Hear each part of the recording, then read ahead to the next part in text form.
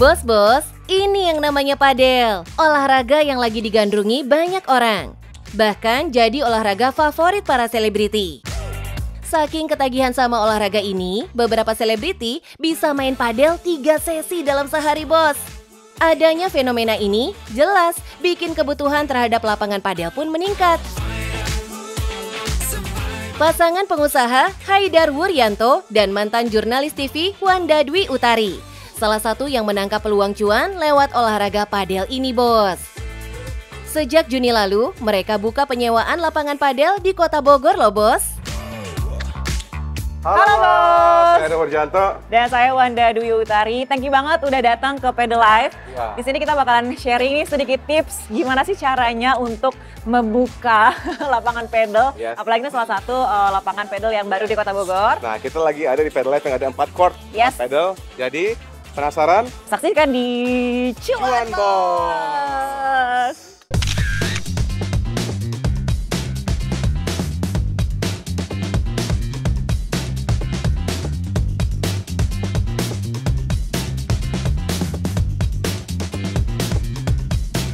Bos-bos, geliat masyarakat bermain padel memang dimulai dari Jakarta. Tapi seiringnya waktu, padel mulai banyak dimainkan oleh orang-orang yang tinggal di luar Jakarta, seperti di Bogor. Sebagai pengusaha, Haidar dan Wanda pun cepat merespon momen yang ada. Sampai-sampai mereka mengubah rencana awal dari membuka resto menjadi buka lapangan padel, bos. Awalnya tuh pengennya bikinnya resto ya. Ya. Momo Milk awalnya pengen jadi resto susu gitu. Jadi kita punya brand dulu, pengen rebranding lagi untuk jadi resto. Awalnya itu, tapi ketika melihat emang potensinya lagi bagus banget nih padel, akhirnya last minute switch dari resto akhirnya bikin ke Padel Live gitu. Terus juga kita ngeliat marketnya, alhamdulillah bagus di kabupaten ada juga tempat padel dan itu rame. Jadi kita makin pede sih kalau bikin padel di Kota Bogor. Sebagai pilihan olahraga baru yang menyenangkan dan mudah dimainkan, pasangan ini yakin banget kalau membangun Padel Live di Jalan Ahmad Adnawi Jaya ini bisa jadi investasi yang menggiurkan. Kenapa kita bikin Padel Live? Karena satu dari market udah pasti demandnya lagi tinggi kan sekarang kan. Terus kedua kita lihat dari sisi sustainability-nya, ini olahraga ada potensi untuk menjadi olahraga yang panjang, nggak cuma tren-trenan. Apalagi dari sisi investasi, harga yang dibayarkan sama customer dengan nilai investasi itu masuk akal. Intinya dari modal sama income-nya itu sebanding lah. Gitu. Makanya banyak bermunculan karena dari sisi investasi itu sangat-sangat bagus sekali. Mengusung konsep social space, pasangan ini mendesain lapangan padel dengan warna yang mencolok. Mereka sadar betul kalau padel bukan hanya sekedar olahraga, tapi juga ruang sosial bagi siapapun yang ingin melepas penat. Gimana caranya kita lebih ke servisnya, hospitality-nya gimana, coach-nya seperti apa ya, akhirnya bikin untuk supaya community dan member dan customer lain tuh jadi lebih betah di sini. Bos, salah satu yang bikin padel digandrungi karena cara mainnya yang lebih mudah dibanding tenis. Ukuran lapangan yang lebih kecil dari tenis, salah satu alasan utama kenapa padel menarik secara bisnis. Karena satu lapangan tenis bisa jadi 2 hingga 3 lapangan padel. Oh iya, lapangan padel juga harus dikelilingi dinding kaca dan pagar kawat logam mirip squash. Karena bola dalam padel bisa memantul dari dinding sebagai bagian dari permainan. Apalagi yang jago-jago tuh lobnya bisa sampai atap. Sampai atap. Boleh Dan sampai atap. Bahkan kayaknya ini bisa kita tinggiin lagi nanti ke depannya ya. Tapi itu sih harus atap yang tinggi, terus harus indoor lah ya. Karena kan yang main juga banyak ibu-ibu, Betul. ciwi-ciwi gitu kan, yang takut hitam gitu kan, cocok gitu kan. Meski belum grand opening, lapangan padel besutan pasangan muda ini selalu full book setiap hari. Bahkan owner pun harus ikut nge-war supaya dapat kebagian slot lapangan loh. Sebelum kita grand opening, soft opening gitu, banyak yang udah nge-war, jadi dia langsung di-book tuh sekian jam sama komunitas ini, komunitas itu gitu. Jadi makanya kita pun sebagai ownernya juga ketika mau main juga nge-war sama yang lain gitu sih.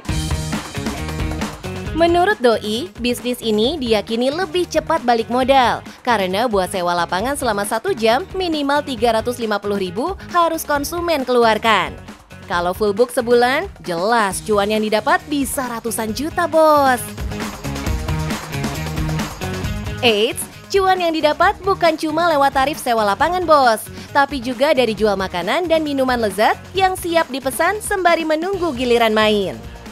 Meskipun biaya awal pembangunan lapangan padel bisa lebih tinggi, efisiensi ruangan dan potensi pendapatan yang lebih besar membuat bisnis satu ini sangat menggiurkan, bos. Salah satu kuncian kita juga adalah kita grab community, karena community itu yang bisa bikin marketnya lebih luas lagi. Dengan community datang, apalagi kan banyak main di Reclub. Nah, Reclub adalah suatu aplikasi yang kita bisa main sama orang-orang yang kita nggak kenal. Cari spot yang kosong, dia bisa daftar, ikut gabung. Disitulah ada permainan sosialnya di situ. Gimana, bos? Tertarik nggak nih ikutin jejak mereka untuk buka penyewaan lapangan padel? Dengerin dulu deh tips dari Haidar dan Wanda. Pertama harus punya visi yang jelas. Jadi tujuan untuk bikin Pelco tuh apa dulu sih gitu. Dan kedua harus punya dampak yang positif. Selain dapat untung yang alhamdulillah lumayan, tapi juga harus punya dampak yang bagus juga buat masyarakat gitu. Nah, tips yang ketiga, ini harus ambil momentum. Ini kan lagi vibes-nya lagi rame banget, lagi FOMO lah ya istilahnya. Nah, ini momentum kita untuk ambil bisnis pedal ini. Dan yang terakhir harus berani ambil resiko. Jadi apapun ke depannya, semoga sih kita berharapnya ini masih long lasting ya, jangka panjang olahraga ini. Tapi apapun resikonya kita harus siap hadapi ke depan dan semoga Pedal Life tetap maju. Amin. Yang penting cuan, bos.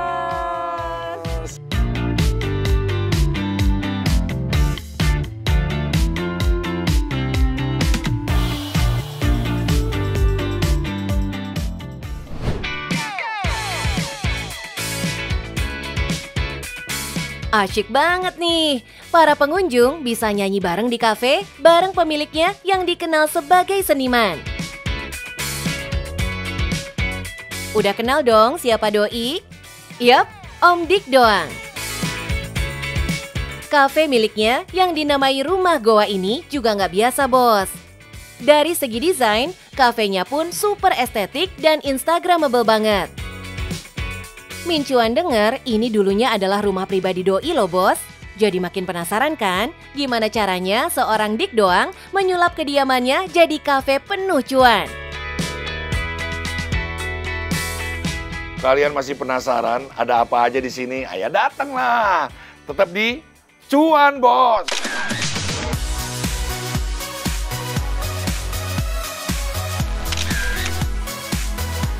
Cuma di tangan Dik doang juga nih, kafe yang sengaja dibuat berantakan ini malah bikin pengunjung betah dan merasa seperti di rumah. Alhasil, saat musim liburan kayak sekarang, pengunjung yang datang gak cuma dari kalangan anak muda, tapi juga para bocil. Hiburannya pun langsung dari sang punya kafe nih, bos. Datanglah, ke Rumah Goa. Alhamdulillah ya, karena doa-doa kalian ini rame terus, ngantri sampai saya bilang yang datang mohon berbagi 2 jam cukup. Diomelin saya sama salah satu penasehat saya. Jangan begitu Om Dik, biarin aja yang ngantri, itu menjadi pengalaman tersendiri gitu. Beberapa barang dan ornamen di kafenya ini berasal dari barang bekas yang didaur ulang loh.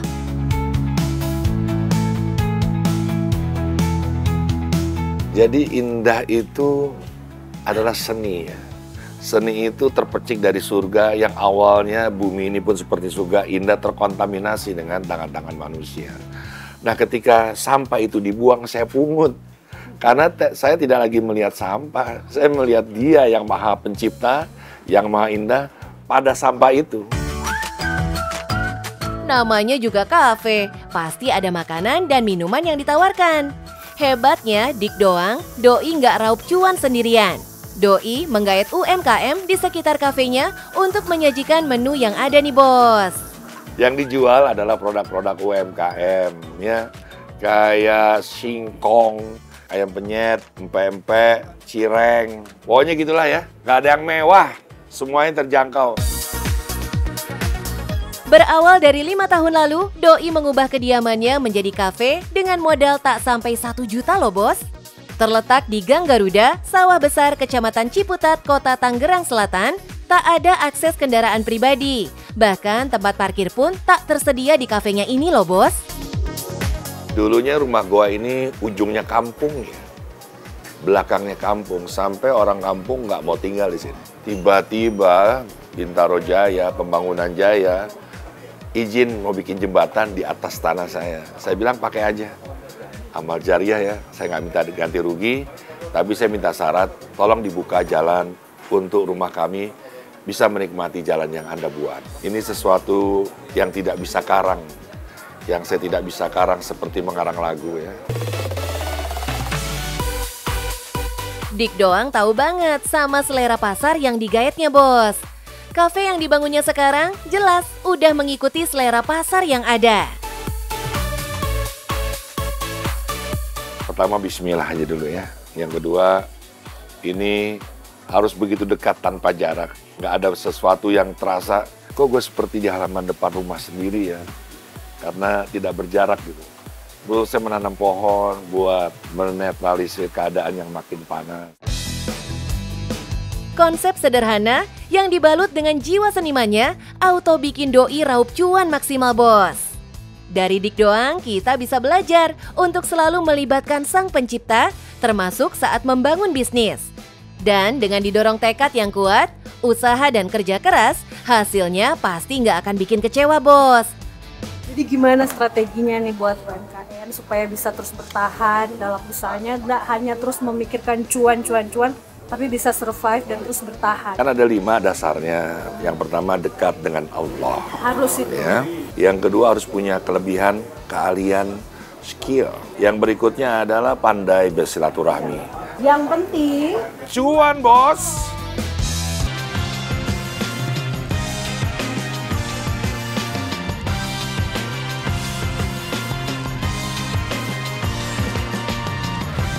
Bos-bos, siapa bilang wisata yang ada di Pulau Dewata Bali cuma soal pantai? Di sisi utara Pulau Dewata, ada satu lahan subur yang menyimpan peluang manis, bukan cuma dari buahnya, tapi juga dari semangat wirausahanya. Disinilah, anggur bukan cuma dipetik untuk dimakan, tapi juga jadi daya tarik wisata, edukasi, dan ladang cuan yang makin naik daun. Nggak heran, makin banyak rombongan wisatawan hingga keluarga yang datang bukan hanya untuk liburan, tapi juga buat belajar dan ikut petik cuan langsung dari kebun. Penasaran gimana satu usaha petik anggur ini jadi incaran dan bisa jadi inspirasi bisnis baru? Yuk, langsung kita ketemu sama si empunya bos.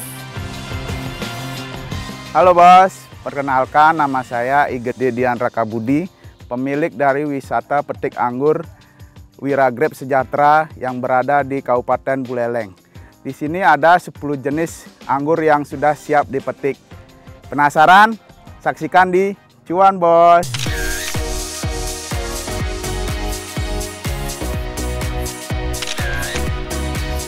Nah, ini dia kebun anggur yang dimiliki Pak Gede.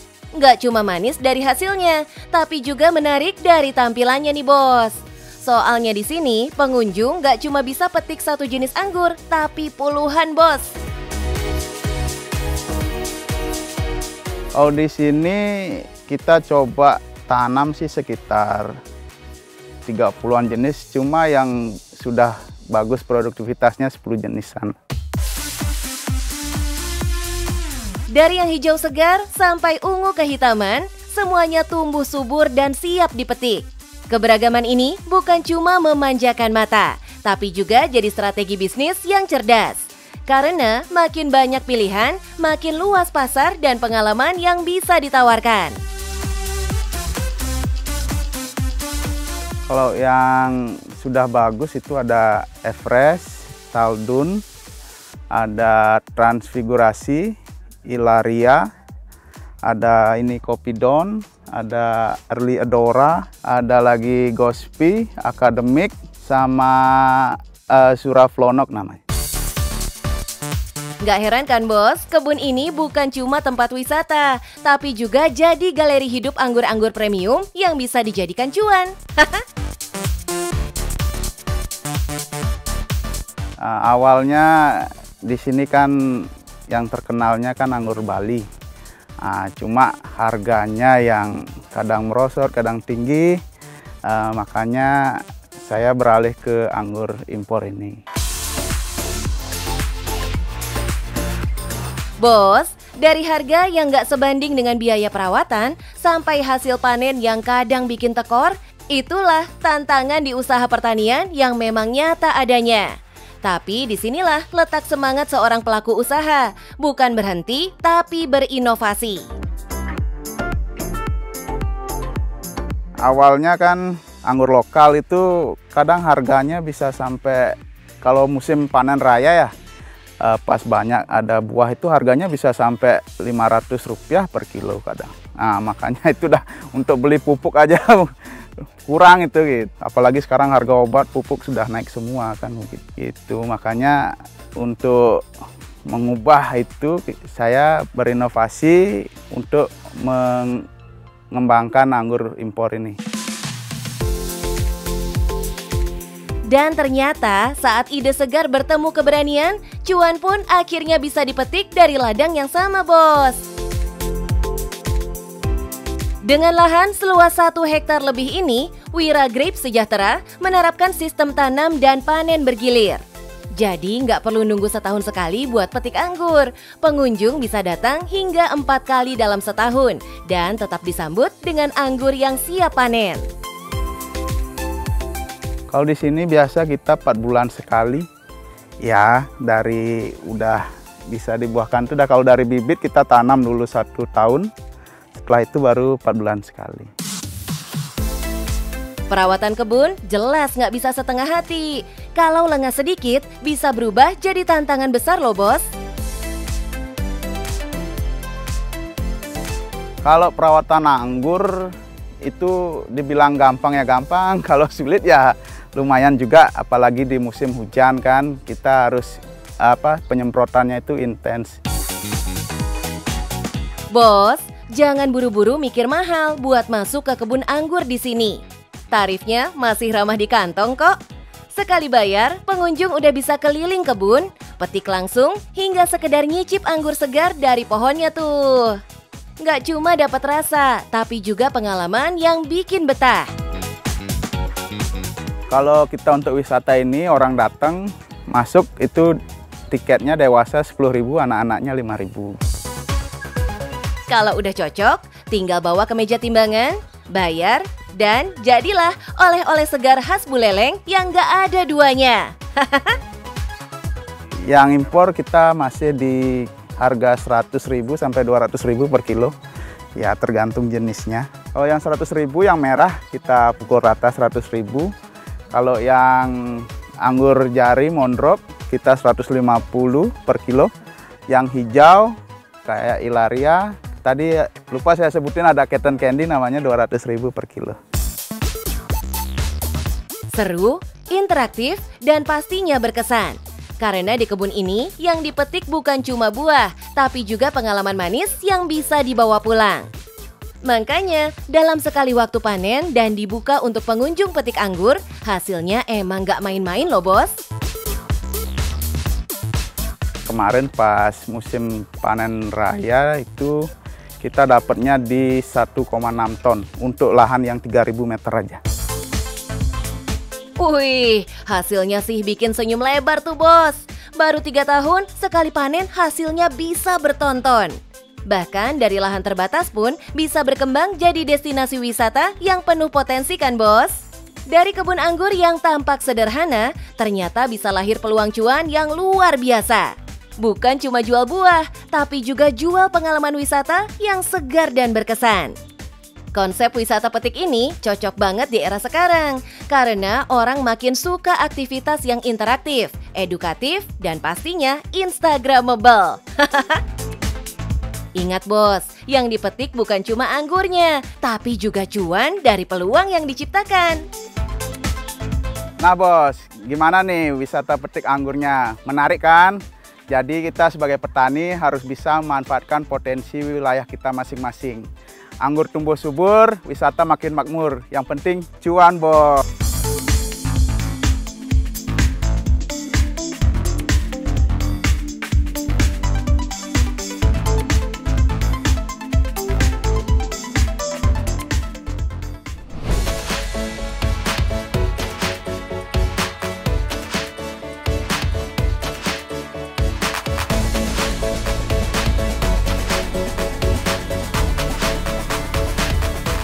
Bos, hayu cung tangannya, siapa yang pernah ke Bali? Dan kapan terakhir ke Balinya? Kalau udah kenal Bali, someday pasti kebayang-bayang terus ya lazisnya kuliner khas Bali. Yuklah gas, kita kuliner khas Bali tanpa harus terbang ke Bali. Halo bos, mau nyobain kuliner khas autentik Bali dengan ikan yang size besar? Tetap di Cuan Bos.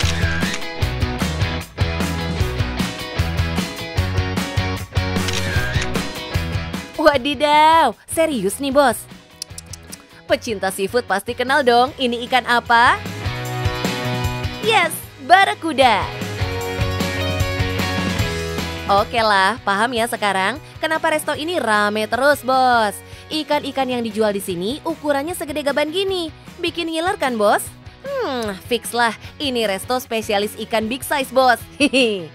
Ketika saya riset di Bandung juga masih jarang ya, bisa dibilang masih jarang untuk restoran seafood yang menghadirkan barakuda, terutama dengan size yang besar seperti itu. Rata-rata, ikan yang dijual di sini memiliki berat minimal 3 ons sampai 2 kg bos. Bahkan pernah ada juga tuh barakuda yang saking gedenya bisa buat makan banyak orang bos. Wadidaw! Terbesar yang pernah ada di sini itu sampai 2,5 kilo dengan panjang mungkin sekitar 30 sampai 40 cm. Serunya lagi bos, di sini kita bebas memilih ikan yang mau kita makan. Gak cuma tunjuk-tunjuk buku menu doang tanpa tahu jenis ikannya. Hihi. Harganya di kisaran Rp15.000 sampai Rp25.000 per onsnya. Nah, kalau mau lauk seafood lainnya, ada udang tiger, kerang, dan cumi nih bos. Jadi nggak usah khawatir ya, kalau mau pesan menu lain pendamping ikannya, lengkap di sini. Rama berani menjamin kalau semua ikan dan seafood yang disajikan di sini fresh semua bos. Soalnya siklus FIFO alias first in first out-nya cepet bos. Cuma 2-3 hari aja udah ludes tuh stok 200 kg ikannya. Beh, mantap. Satu lagi nih bos, ikan yang ada di sini punya ketahanan yang lama alias gak gampang rusak karena cara penanganannya yang tepat. Selain itu, cuma ikan-ikan kualitas terbaik dari supplier terpercaya aja yang bisa masuk sini. Yang rusak langsung di-reject ya bos. Nah, mau tahu nggak bos, ciri-ciri ikan dengan kualitas bagus? Nih, Mas Rama mau ngasih tipsnya bos. Jadi kalau misalkan barakuda sendiri, bagus enggaknya bisa dilihat dari kulit, mata, dan bentuk apa itu namanya perutnya. Jadi kalau misalkan dari perutnya ada ngegerinjil, itu bisa dipastikan kalau misalkan dibelek, si dagingnya tuh akan benyek dan tidak bisa dikonsumsi. Kita tuh sudah paham tentang teknik pemotongan si ikannya sendiri. Jadi pemotongan ikannya sendiri itu emang tidak boleh asal, karena kalau misalkan asal itu bisa merusak struktur si dagingnya sendiri seperti itu. Dalam memotong ikan pun gak boleh sembarangan ya bos. Kalau sampai sarafnya kepotong, bisa bikin hancur perut dan ikan jadi rusak gak layak untuk dikonsumsi bos. Nah, setelah dibelah dan dibersihkan, ikan akan dimarinasi lalu disimpan di dalam lemari pendingin. Walaupun Doi udah menetap di Bandung, tapi kecintaannya dengan kultur Bali nggak pernah luntur bos. Buktinya semua menu yang ada di sini resepnya asli otentik Bali hasil racikannya bos. Ada bumbu original, jimbaran, luweng, dan pedas. Sementara bumbu osengnya ada asam manis, telur asin, lada hitam, rica-rica, dan saus padang.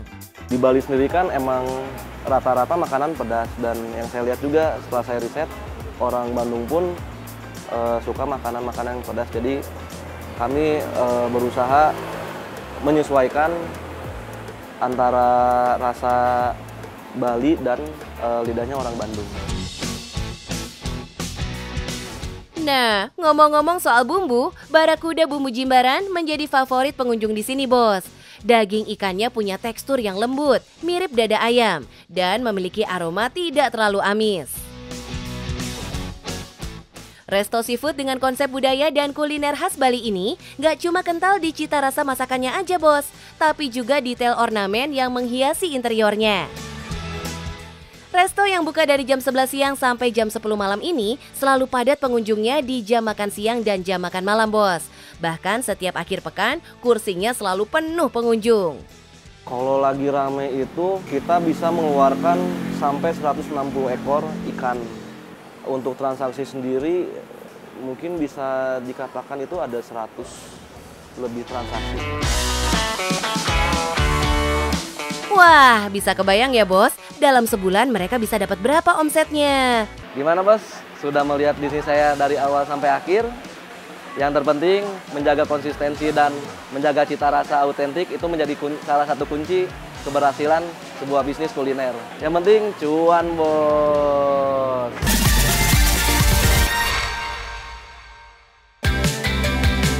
Penjual bakso ada di mana-mana ya, Bos, dan mereka semua bisa bertahan. Salah satunya ini nih, Andriansyah, yang kekeh jualan bakso kribo miliknya sampai harus terlilit hutang sampai ratusan juta rupiah. Tapi berkat ide kreatifnya, bakso prasmanan keliling pertama di Bogor ini bisa bangkit dan survive. Bahkan sampai bisa punya ruko nih, Bos. Penasaran sama kisahnya? Yuk kenalan sama pemiliknya, Bos. Halo, Bos. Dulu saya jualan keliling pakai motor roda 3 ini. Sekarang saya udah jualan di ruko ini. Penasaran? Tetap di Cuan, Bos.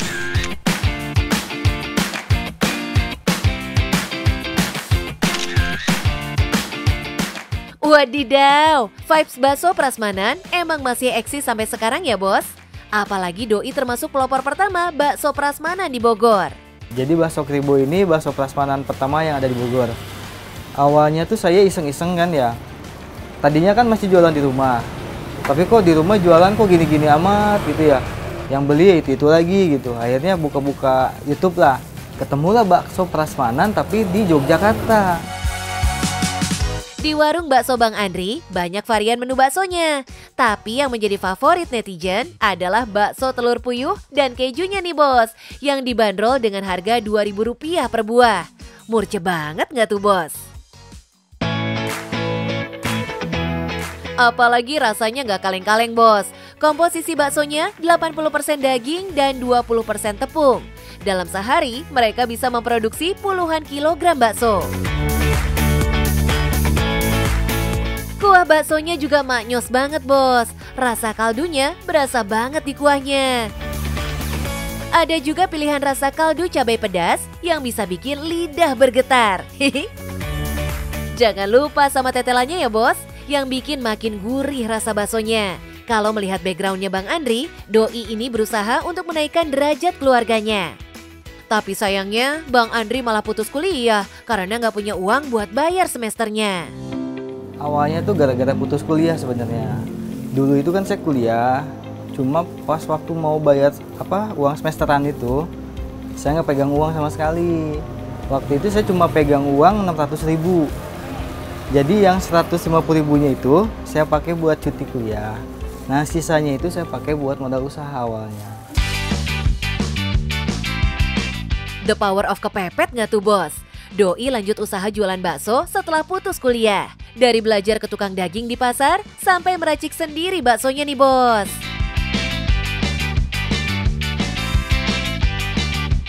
Usaha jualan baksonya maju pesat, Bos.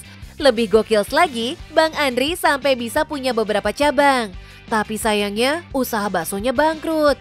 Hingga Doi terlilit hutang sampai 300 juta. Demi bisa melunasi hutang-hutangnya, Bang Andri sampai jadi ojol, Bos. Kalau udah mikirin bakso tuh udah pusing ya. Saya sampai udah nggak mau lihat mangkok bakso, panci itu udah nggak mau aja pokoknya. Tapi penghasilannya tidak cukup untuk memenuhi kebutuhannya sehari-hari dan membayar hutangnya, Bos. Terpaksa sang istri menggadaikan cincin pernikahannya untuk diam-diam berjualan bakso lagi. Penghasilan dia itu sekitar 50 sampai 100 ribu. Terus saya jual cincin, gadein cincin nikah, terus ke pasar sendiri. Tapi siapa sangka, dari keinginan sang istri ini bisa berbuah manis, Bos. Usaha bakso mulai bangkit dan penjualannya laris manis. Sampai sekarang berjualan bakso prasmanan keliling. Kerennya sekarang Bang Andri sudah punya ruko untuk berjualan baksonya. Duh, jadi penisiri nih, Bos. Kira-kira berapa ya omset baksonya Bang Andri ini? Boleh dibisikin gak, Bang? Omsetnya ya alhamdulillah di atas 100 lah. Wadidaw, omsetnya mantul juga, Bos. Bisa tembus 100 juta sebulan. Mantap. Meski omset udah ratusan juta, Bang Andri gak mau lupa diri, Bos. Doi selalu aktif berbagi terhadap sesama. Ciamik deh, Bang. Sukses terus ya, Bang Andri. Bos, sebagai pengusaha jangan ada kata menyerah. Terus berjuang dan berusaha. Yang penting cuan, Bos.